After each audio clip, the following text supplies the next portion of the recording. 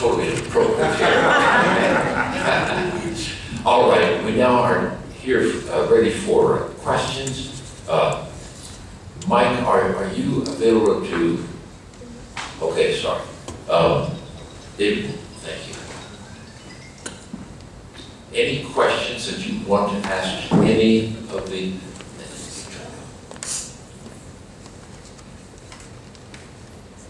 One person.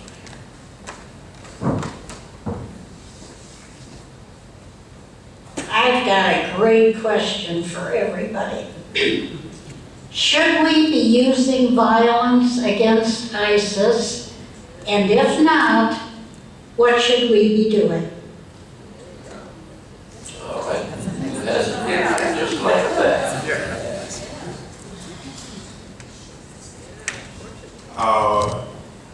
I don't think it's violence that we're using against them. I think it's trying to correct the peace that they do not have in their heart and their soul.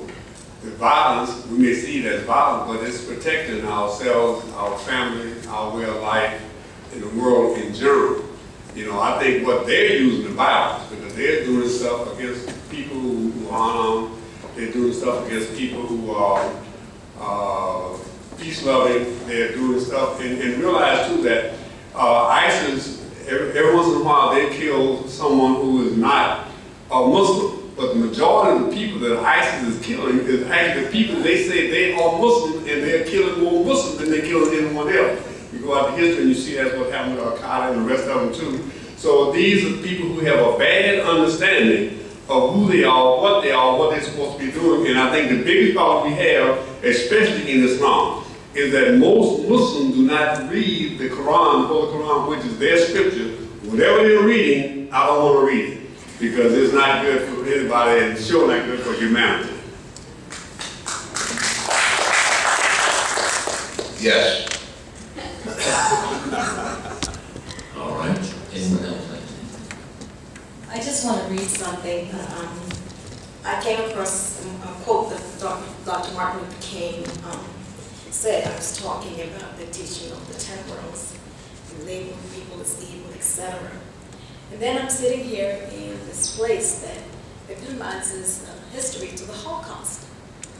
And here's what Dr. King said. He said, Dr. Martin Luther King warned that the greatest stumbling blocks to the attainment of freedom, peace, were not the direct attacks. He says, we are not the direct attacks of bigots, but people who are more devoted to order than to justice. The appalling silence of the good people and the do-nothings of the complacent. And so there's a piece of this, which history has shown, that sometimes when we're not advocating arms as such, but sometimes when you're dealing with the extreme, what I call acting out of deep fundamental darkness, which is that good and evil part, which means they have denied their good side, their basis side, what the Christians say, the love, that's gone. And so we cannot afford to sit down and allow these people who have made a choice to objectify evil, to suppress and kill other people. So what Dr. King is talking about, which is what happened before, the Holocaust, the Civil Rights, people who are complacent, who will not, you have to stand up for justice. So it's not about the fact that we're using a deterrent, because I believe that they have tried political, this shit has not worked. But when they are objectifying evil in this form, then we have to stand up for justice. And that's what this is. That's what he's talking about. He said it wasn't that the biggest, what they did to them, it was the people who sat around and watched it, just like the Holocaust, and do nothing. That's the key. Thank you. I have a few better questions. All right, other questions? Yes. I want to compliment Imam Sultan for defining jihad as the internal struggle, and how do you convey that to the outside world? Yeah, because too often it's defined as, get the other guy and not. Yes, sir. Yes, sir. The worst problem I've had in my life was dealing with me. I've been my biggest enemy, has been the Sultan. get this guy straight, the world will be straight. All right, other questions from anyone? Yes, sir. Let me first say thanks to everybody on the panel. This has been great, and I really respect your work and your perspectives. This gentleman is a doctoral student in interfaith relationships at ASU. Really? Yeah. And I'm from Kentucky, so if I have a bit of an accent, you know, it's fair. So in all your work, you're definitely working towards peace, but it seems like there's also a pragmatism or a realism. I'm sorry, I'm not sure why it's doing that. A pragmatism or a realism that kind of undergirds a lot of your work. And so my question is, are we working towards making peace bigger than conflict in the globe? You see what I'm saying there? Or are there promises or hopes within your faith tradition that assumes that we really can have a just, fair global society?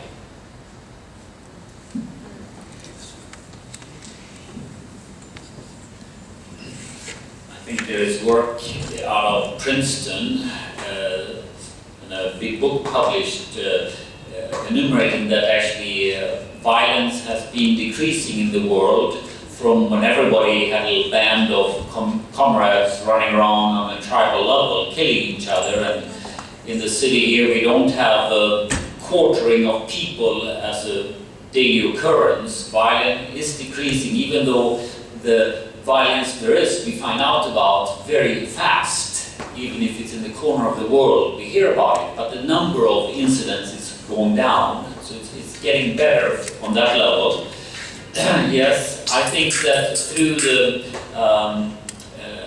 through communication, as somebody mentioned here earlier, communication, and we get familiar with people from many different backgrounds, the violence will decrease. If we all become familiar with people who are different, look different, speak even Kentuckian or something, you know, it's okay, you know. We grow up with people who are of different races or different ethnicities or religions. We realize that we are all human beings, so we can say we are all brothers and sisters, one human family. We are, when we can realize that other people are human beings and have that, in addition to the intellectual understanding, that not just looking at other beings as some kind of animal, but that people have an intrinsic value just because they are, then we can respect that, even though we may not have the same opinion, and that happens everywhere, but we can still respect the person. And if they do something not so nice, well, that's what they did, but still they have intrinsic value. So the more we, so I'm very hopeful with the internet and everything that we can have more connections through the world, and we can get more familiar with each other. And especially with the unification movement, Reverend Moon had the idea that we should actually solve the problems of the world through love. That he had mass weddings where the individuals who were wed, like they were of ideally enemy camps, because then the grandparents had no choice than but love the grandchildren, which were a mixture of them and their enemy. So we got married 32 years ago, blessed in a mass wedding in Madison Square Garden, and it was for world peace. We should break down the barriers between different nations and different cultures and so forth. So the more that happens, the more we will become one global family. And of course, we hope for peace in that family. I just want to briefly lift up the point that as long as we continue to have dialogue, that will help bring about a better understanding about our cultural differences and what we bring to the community and to the table to help make the world a better place, then we can achieve that level of peace. The world is there's always going to be controversy around us, but within that, we ought to be able to find some peace for us as a nation and as a people. Just quickly, I'm almost thinking, I think that it's important to make a note here. My belief is that responsibility for helping people understand each other belongs with at least us, the faith community. We are the standard bearers of hope. We are the ones that allow people when they're given up, downtrodden, to lift them up. That's what we do. And the world needs that. That's why you have all these faith groups coming together and the golden rule, because you've got to have a group of people who can help carry these people. Now that's what we do, because they're downtrodden, they've given up, and they come to church or the mosque or the center to hear hope and understanding and give them the ability to just go one more step. Question back here. Yeah, I was a little disturbed at the responses to the question about ISIS. And I was a little disturbed because I heard two things in the answers. I heard the term "we" being used to refer to a national government, not to us here, as you just said. But we're going to turn over the responsibility of we to this power, and it's going to promote justice. I heard that. Maybe I heard it wrong. If so, I'd like to hear what I should have heard. And the other thing I heard was they, the we you were talking about, is going to make it all better. Like, for instance, they made it better in the Holocaust. Well, I'm sure you know they didn't make it better in the Holocaust. Most of the Jews were slaughtered by the time Hitler was defeated. So there was no remedy to the Holocaust of we going in there and intervening. Okay, sir, do you have a question? Well, the question is, these are my responses to what I heard. I want to know if I heard wrong. If I didn't hear wrong, then it's a strange sort of peace that you're talking about.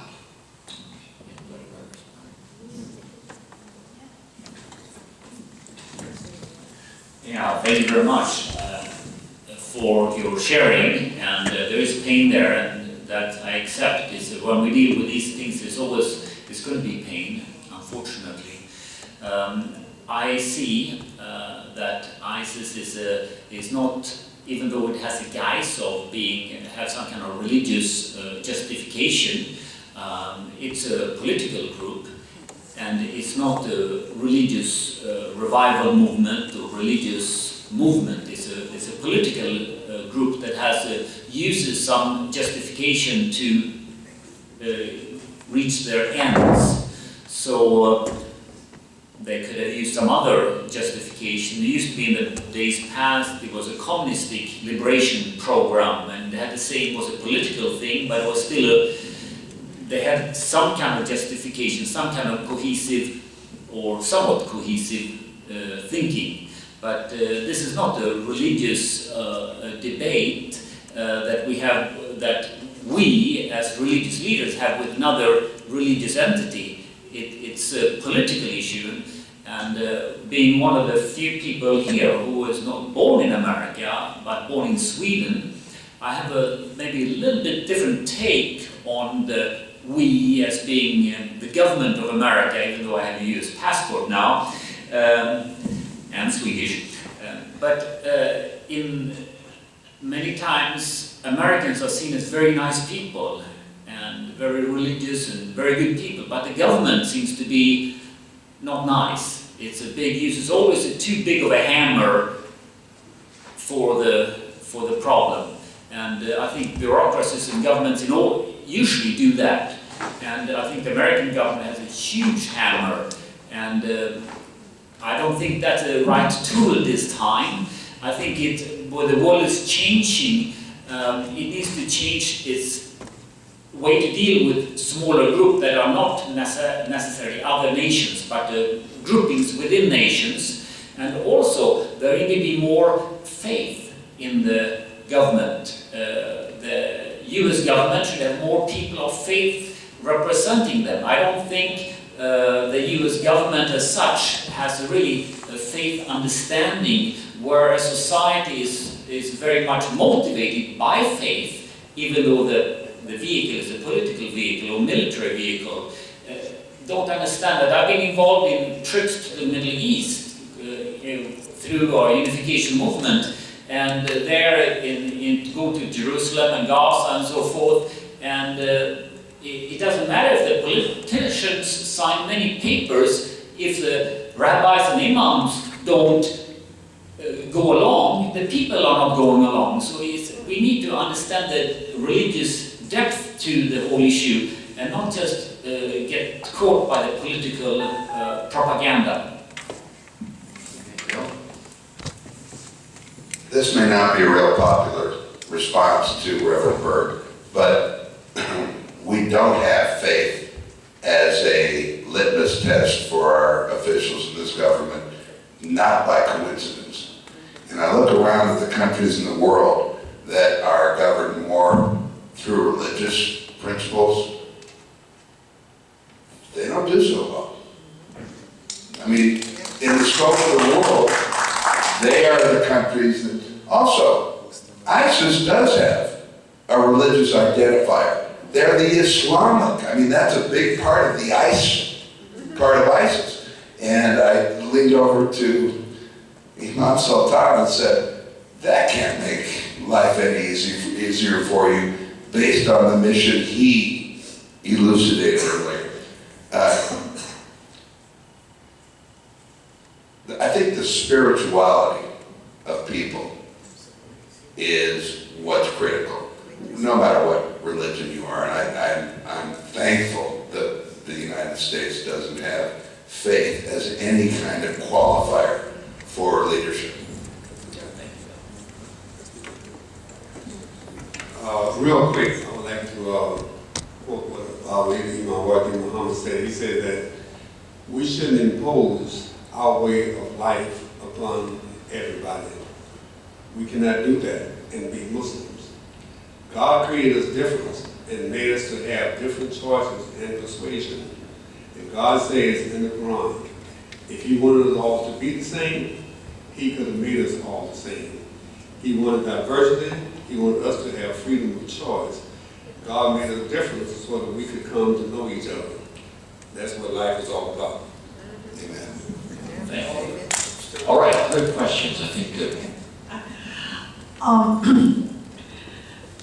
wondering how we can use technology to promote civility, to promote a dialogue. Because what we more often see with technology, and maybe we as people of faith or as people of civility regardless of faith, need to figure out a way to do that. Because if you look at the comment sections on anything, it is a rampant forum for, I have no faith, no face. I can be as rude, as civil, as ignorant as I want to be. And how do we struggle against that? And Johnny has his hand up. Johnny? Yeah, it's kind of. Are you going to ask about something else? Wait, hang on. What is your question? My question is, how can we think of ways to use technology to promote civility? AIFM has a wonderful website that we can plug. In the panel here. I use Facebook now to promote that. Whenever I get something good that I can share that will bring about some peace and harmony and some love for mankind, I'll put it on Facebook. I'm not that good on it, but I do put it on there. But I think because that way the whole world can see what you're saying. And don't go just to one or two people. A lot of times in the past we had to just talk to one or two people, or congregation, whatnot. But now you can get on Facebook or any of those social media and you can contact the whole world. So don't tell them how many people pick up on those particular ideas when you put it out there. So I think that's really one of the big things, because that's where our young people, they are in the social media. We want to reach them. That's where we get to them. quick comment about that. What social media allows is every Meshuggah crazy person in the world all of a sudden has a constituency. Now, I agree that using it for positive means is good, but the fact is, not only, I don't have Facebook, I don't Twitter, I never will. I don't want to hear what everybody has to say, because the things people have to say about me are enough to keep me up at night. They really are, and I'm a good guy. What these people that in the past sat at home and wrote volumes of handwritten pages of craziness and then went out and killed people, now they go online and find out, wow, there's a person over here that agrees with me and a person over here. And I find that it's so troublingly empowering to the worst, most sinister forces within humanity. Okay. There's a feel-good response. Yeah. I have to start out my question with a confession. Somebody mentioned, and it's sort of permeated, that it starts within our own hearts. And that's really schmaltzy and nice to say, but it's hard to live. And because of my background in healthcare, mental retardation, and mental health, I've been privileged to talk to many congregations, many different faiths. And I confess that I still don't understand peace, even though my whole life's been committed to that. And I'll just say this, it's not been long ago, I was asked to speak on a Sunday morning at a various religious gathering. And on the way there, somebody almost ran me with their car coming around. And I was thinking about my peace presentation, and that son of a bitch almost hit me. And by the time I got to the religious gathering, my opening thing is I said, I'm sorry, I'm going to scratch the subject. I am not worthy to be here this morning. I just had a moment of anger, and I have no right to speak about peace this morning. All I can say is that the affirmation I got after our discussion was much greater than when I had my Whoopi Do-Good speech. And that sort of leads me to this whole thing. I am so thrilled to hear you, but I am, like, at 79, so darn pessimistic. As I go to various denominations and various religions, with the privilege to speak on a common subject that crosses all religions, I hear almost without exception in that religious service people praying for our army and for our safety. And at that point, I used to get angry, and now I just stop and say, God, help me to not judge, but help us to pray equally for the opposing forces who have just as many kids and grandkids as we have. My question is, it's fine to sit here, but how can we even address the issue that the overwhelming Americans put our country before God and love of anybody else? All right. Any response to that? Yeah. Any questions? Anybody want to say? You know, we really understand what you're talking about. I'm going to go quickly just touch on something in the Buddhist tradition. We have a teaching that's called the Mutual Possession of the 10 Worlds, and it's very in-depth. It talks about us, our life condition, and how it is not fixed. It is very elastic. And so what the Buddha taught that, one, dependent origination, we're all connected. Two, that within our lives, we move from one state of life to the next, just like that. So in the mutual possession of the 10 worlds, you could be in hell at this minute, and somebody comes up and it's nice to you, and you could be in heaven, or you're in hell and you fall in love, and you're in heaven, and then you go to school and learning, and it could all happen very quickly, because that's what human nature is. So what the Buddha taught us was that First, understand the 10 conditions, what we call the 10 worlds. It says it can provide a way of thinking that moves beyond the radical bifurcation of good and evil. It teaches that even those who are experiencing a positive life state, goodness, still bear within them the potential for evil intent and action. It admonishes us to be on guard against the influences that will sway us in this action. At the same time, it teaches that even the most destructive state of life, evil, is not a fixed or mutable condition. People at all times retain the capacity to manifest goodness through a fundamental change in their inner resolve. Well, how do they do this? Through faith. So in our particular practice, we chant Nam-myoho Renge Kyo, which is the title of the Lotus Sutra, which is devotion to the mystic law of cause and effect, to give us the energy and to help us. And we believe that if we can help people one by one to spend more time through their faith, whichever religion, changing that, or managing it so that the good overtakes the evil one by one, and then help somebody else one by one. Because you can't do it with a whole, okay? Thank you. Okay, we've got 3 minutes more. Yes, sir. Hi, I'm not going to use this because I'm afraid it's going to make noises. No, you need to use it. Then you can use it? Okay, can you hear me? Yeah. Okay, so first I want to address the question about how can we use technology. No. You're asking a question. Oh, asking a question. Okay, I do have one. I just wanted to address that because it was asked to me. My question is, when doing interfaith work, I think it's important to focus on like shared values. So could each of you like say one thing like kindness or empathy or some type of value that you view as like your highest ideal? Just because I think it's things usually like that are things that bind us together. Thank you. Great question. One word. One word. Humanity. Life. Love. Compassion. True love. All right, thank you. Let's say thanks to our entire panel today. Thanks for that question, Johnny. Great question. 30 seconds. I don't know if I can do it in 30 seconds, but I need to take issue with our friend from Sweden because I've been to Israel too. The rabbis generally don't preach. What a Jewish prayer is usually for peace, and then on the New Year, which is coming up, then you ask to be inscribed in the Book of Life. My question is, well, 2 questions. One for the imam.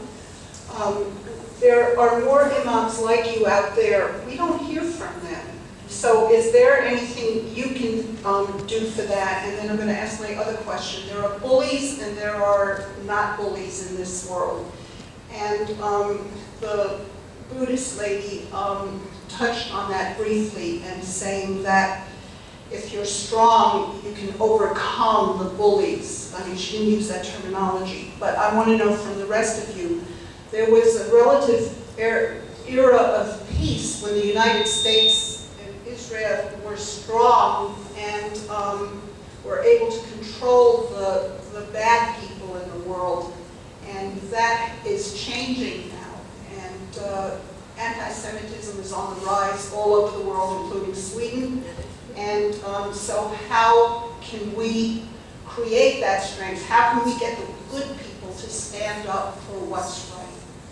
Anybody respond to that? Well, the question that they asked about for me is the fact is that if you have a sober-minded understanding about the religion of Islam, usually they don't give you the microphone. If you're a radical, you get the microphone. That's the problem that we have in society. All right, thank you. Our time is up, friends. We're trying to keep limited to 1 o'clock. How many of you have one of these papers? How many do not? Anybody want to have one of these? I have it in my email. This lifts up questions, and not questions. programs coming up. You'll notice that next month's Faith Forum, the topic will be faith and female. And Beverly mentioned that in her comments when she talked about the STI that covers gender disparity. Next month, we will have a Roman Catholic speaker. We will have a Mormon speaker. We will have a religious science speaker. We will have a Protestant Christian speaker. I think all of them will be women talking about faith and the female. Yeah. All right. Now then, besides that, I want to lift up 4 or 5 other important times and events. October the 30th is our Experience Interfaith program. That's where we meet at the Heritage Park, and we will eat dinner together. The Sikh Faith prepares the food. They have 6 or 8 people in their church in the Gurdwara that own high-priced Indian restaurants. They prepare all the food. We come together, and in the Sikh faith, to show that everyone is equal in their worship service and in their feasts, they all sit on the floor. We will have 500 people sitting on the floor. And we'll have a couple of tables for elderly, infirm, sit so they will be comfortable. But we'll eat together. Then we will divide into small groups, about a half a dozen each. And we'll give chairs then so you can be comfortable. But we will have you sit in groups, hopefully not with the people you came with. So we don't want a Jewish group here, and a Christian group here, and a Muslim group here, and like that. But rather, most of us never have a chance to sit down and talk in depth about issues with people of other faiths. So that's October the 30th. Now, if you have this paper also, you'll see that right under that is the Golden Rule Awards Banquet. It says April the 26th, isn't it? April the 16th? 16th. April 16th, okay, we need to change that to 1 year. April the 16th is our Marvelous Bacon Banquet, where we are honoring people who we believe are really in the meaning of the Golden Rule. Now then, 2 other things that are on here. Put down the date of December the 5th. That's a Friday morning, 7 o'clock in the morning. The Martin Luther King prayer breakfast. It will be at the Carver Community Center. The speaker will be Dr. Lawrence Carter, who is the executive director of the Martin Luther King Museum and Total Program at Morehouse College in Atlanta. I've been the chairman of that prayer breakfast for 25 years. And this is going to be a great event. December the 5th, Friday morning. Put that date down and continue to look forward to be able to sign up for it. Now then, another thing is the Arizona, we're having a football game here on February the 1st. And what is it called? The Super Bowl. S-U-P-E-R. But 20 years ago, a young Presbyterian minister in Columbia, South Carolina, just on the spur of the moment, was asked by the senior pastor, would you lead in prayer this morning? Happened to be the day of a football game. And Brad Smith stood up to say his prayer. He said, God, as we enjoy the football game, the Super Bowl this afternoon, help us to remember that there are millions of people that do not have a bowl of soup.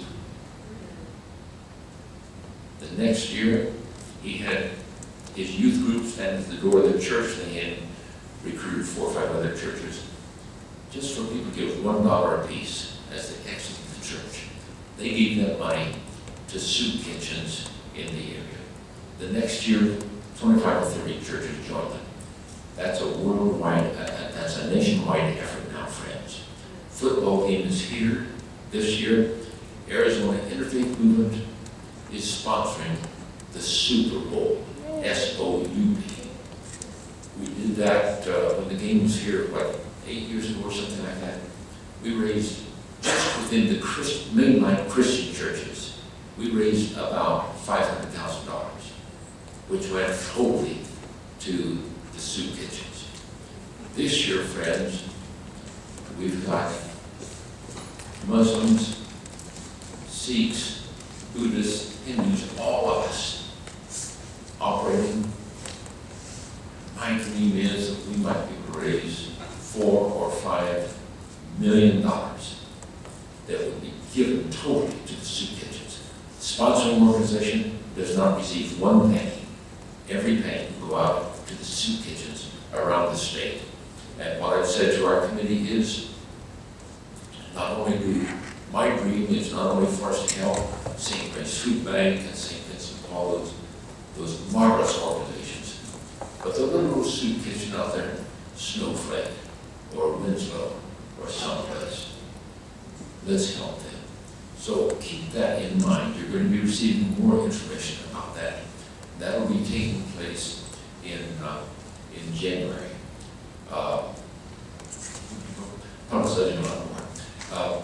Bill mentioned in his comments about the Golden Rule. I have the privilege of serving on the board of the Parliament of the World's Religions. It's an international interfaith program. The next conference they are having is in Salt Lake City, October the 15th to the 19th, 2015. If you walked, since I'm on board, I don't know a couple of these figures. If you walked up to enter the program next October, a year from now, it costs you $550 to register. If we register now, by November the 30th, the cost is $167. It's an incredible event. There's going to be 10,000 people there from all over the world, from religions that you haven't heard about. It's a marvelous thing. They asked board members to make suggestions about the theme for next year's Worldwide Conference. My suggestion, in relationship to what Bill said about the Golden Rule, my suggestion was building a Golden Rule world. I don't know if they'll accept it, but that's what I'm pushing. So I invite, if any of you have the slightest interest, please contact us at the Arizona Interfaith, and we can give you more information about that event, October 15 to 19, 2015. Friday morning. Please, yes, Nancy. I just wanted to extend an invitation, and I'll give you each of these flyers. Friday morning, the Advocates Campus, which is on 15th Avenue and Glendale, just up the road from here, a village of retirement community, about 600 very active people, have been dealing with these issues just as we all do. How do we stand up and each individually do something that moves this hope for peace on? So we are inviting any and all of you, bring your neighbors, bring your friends, to join us at 9 o'clock on Friday morning at our Life Center and be able to enjoy an hour of music and prayers and poems with people from many different walks of life and many different religious and non-religious groups to sort of give us the microcosm of this wonderful, diverse world we have in our town. And then after that program, Joe Kane, who's our wonderful food service person, is putting together a Mediterranean-themed vegetarian feast. We're calling it our Peace Feast, so that we can enjoy one another. I think one of the things we all know as we try to walk this talk of peace is that we need to come together as often as possible, and that's what you do so much in the Arizona Interfaith Movement, to be people of goodwill who come and get to know one another better and support one another and encourage one another in the walk. So I hope to see many of you with us on Friday. Now, friends, thank you all for coming and being here. Let's say thank you again for our